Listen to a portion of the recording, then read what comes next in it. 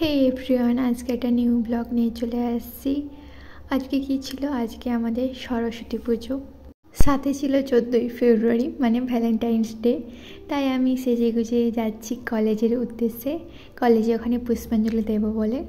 আর কলেজে যাওয়ার কারণ হচ্ছে এখানে আমার কোনো বান্ধবী নেই, তাই কলেজে যাচ্ছি। কলেজে অনেক বান্ধবী আসবে, তাদের সঙ্গে একসঙ্গেই পুষ্পাঞ্জলি দেবো বলে। তাই এই যে টোটোয় উঠে পড়েছি। টোটোয় করে প্রথমে বকুলতলা যাব, তারপর বকুলতলা থেকে বাস ধরে ঘাটাল যাব, কারণ আমাদের মেদিনীপুর রোডে তখন বাস আসেনি। এবার বাসের জন্য ওয়েট করতে গেলে আরও দেরি হয়ে যাবে। তারপরে ফাইনালি কলেজে এসে পৌঁছে গেছি। এই যে বান্ধবীর সামনে গিয়ে দাঁড়িয়ে আছি, বান্ধবীর সামনে বসে আছে। তোমাদেরকে একটু কলেজের ভিউটা দেখাই, একটু দূর থেকে দেখাচ্ছি, মানে উল্টো সাইড থেকে, ওই জন্য ভালো করে বোঝা যাচ্ছে না। সামনে গিয়ে তোমাদেরকে দেখাবো। এই যে আমার একটা বান্ধবী বসে আছে, ও ফোন দেখাই ব্যস্ত।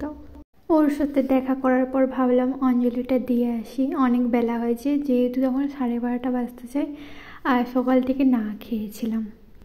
তারপরে অঞ্জলি দিতে যাওয়ার সময় দেখি কলেজেও আমাদের রাউন্ড লাইটটা নিয়ে আসছে, মানে সবাই রিলস বানানোর জন্য। যদিও আমি ভেবেছিলাম রিলস বানাবো, কিন্তু আমি ভুলে গেছি। তার কারণ কি? তার কারণটা জানতে হলে পুরোটা দেখো, বলছি তারপরে কি কারণ। শীতকাল, অথচ এত রোদ বেরিয়েছে বলার বাইরে, আর সাথে ছিল প্রচণ্ড গরম। যদিও বা রাত্রে তো ঠান্ডা থাকে, কিন্তু দিনের বেলা এত গরম, একটু ঠান্ডা হলে বেশ ভালো লাগতো। এটা ছিল আমাদের কলেজের সরস্বতী পুজোর থিম। আর আমি এই যে হেঁটে যাচ্ছি অঞ্জলি দেবো বলে, কিন্তু মারাত্মক ভিড় ছিল। মানে এখন ভিডিওটা যখন করি তখন লোকটা কম ছিল, কিন্তু তারপরে প্রচণ্ড ভিড় ছিল। আর ভিড়টা বেড়ে যাওয়ার কারণ হচ্ছে আমরা যখন অঞ্জলি দিতে গেছি তখনই ব্রাহ্মণ ঠাকুর পুজো করতে লেগেছে।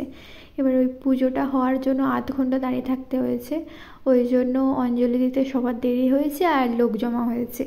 তারপরে ফাইনালি অঞ্জলি দিয়ে আমি চরণামৃত নিচ্ছিলাম। আর ঠাকুরের ভিডিও করা হয়নি, তাই ফটো তুলেছিলাম, সেটা আমি এখানে অ্যাড করে দিচ্ছি। ঠাকুরটা খুবই সুন্দর হয়েছিল, আর আমার ভিডিও করা হয়নি, তাই ফটো দিলাম। আর ফটো দেখে তোমরা কমেন্ট করে জানাবে কেমন হয়েছে ঠাকুরটা। আর এত ভিড়ের জন্য আমি আমার বান্ধবীদেরকে খুঁজেই পাচ্ছিলাম না। অনেকক্ষণ ধরে খোঁজার পরে ফাইনালি ওদেরকে পেয়েছিলাম। আর খুঁজে না পাওয়ার অনেকই কারণ আছে, কারণ ওরা একটা কর্নার দিকে গিয়ে দাঁড়িয়েছিল।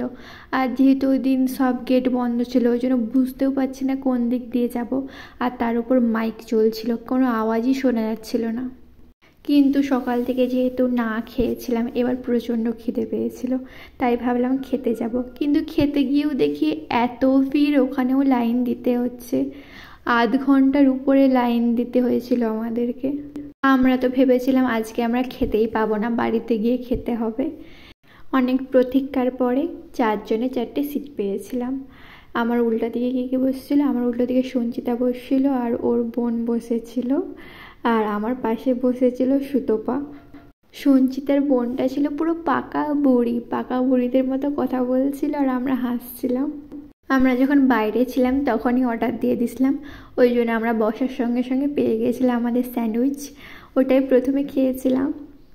ওটা খাবার পরে ভাবলাম যে আরেকটা কিছু অর্ডার দেওয়া যাক, তখন ভেবে ভেবে আমরা পিৎজা অর্ডার দিয়েছিলাম। আমরা যেহেতু 4 জন ছিলাম, ওই জন্য বড়টাই অর্ডার দিয়েছিলাম। তবে এটার জন্য আমাদেরকে অনেকক্ষণ অপেক্ষা করতে হয়েছিল, কারণ আমাদের অর্ডারটা দিতে দেরি হয়েছিল, ওই জন্য। তারপরে খাওয়া দাওয়া করে ভাবলাম আর কি, আর কলেজে যাওয়া যাবে না, এবার বাড়ি যেতে হবে। অনেক পরিশ্রম হয়ে গেছে, ঘুম পাচ্ছে, এই জন্য এবার বাড়ি যেতে হবে। বাস স্ট্যান্ডকে যাচ্ছি। অবশ্য আমাদের কলেজে যে পিছন দিকের রাস্তা, ওই রাস্তায় অত ভিড় নেই, বেশি মেন রোডে ভিড়, আর আমাদের কলেজে ভিড়। সব থেকে ভিড় তো আমাদের কলেজে।